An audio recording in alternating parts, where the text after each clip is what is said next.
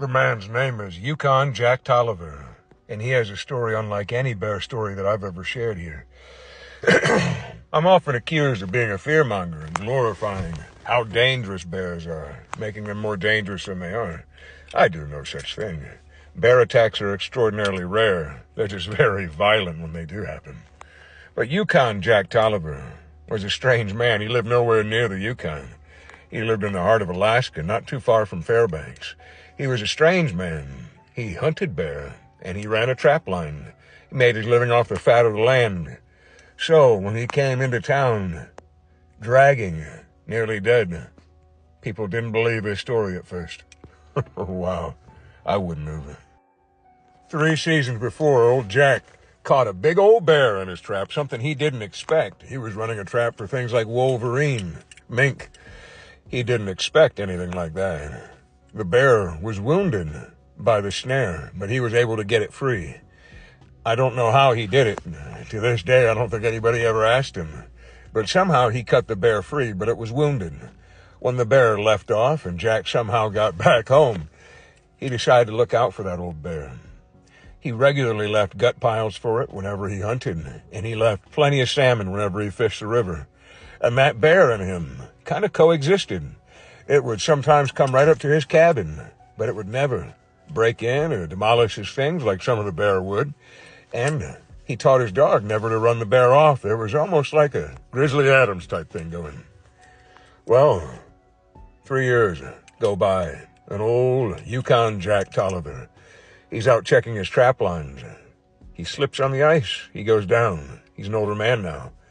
He bangs his hip up pretty good. He lays there with his dog for about a day. It's cold. Exposure doesn't get him. He tries crawling back to his cabin, but he's hurt so bad that he passes out from the pain.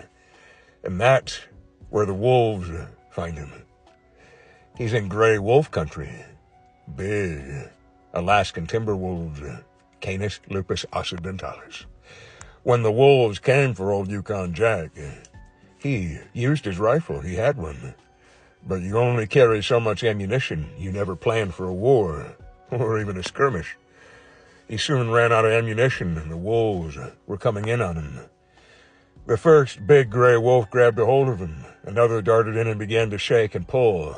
Old Jack knew he didn't have long left. He was trying to protect his throat when he heard a roar. He thought that his life was over. He couldn't believe it. The massive crippled bear came for his friend, scattering the wolf pack one after the other. It lorded over the man, standing to its full height, roaring. And the wolves wisely left him there. The bear should have finished old Jack. By all the laws of nature, the bear should have. He was an easy meal, but the bear didn't. It didn't come over and snuggle him either, if that's what you want. But it left him alone. It never left too far. Stayed close. That is until the men came, and the bear heard the men. It got up and vominosed, ambled off, Jack later said. They wouldn't have believed him if it hadn't been for the wounds and the prints of the massive bear. Later on, one of the men said that he had seen that bear from a distance, sitting there like a giant tree stump, just watching the men. When the man lifted his rifle and glassed the bear, that smart old bear got away in a hurry. It knew men. I'm not even sure if it was a bear. But I believe Yukon Jack Tolliver's story, and so should you.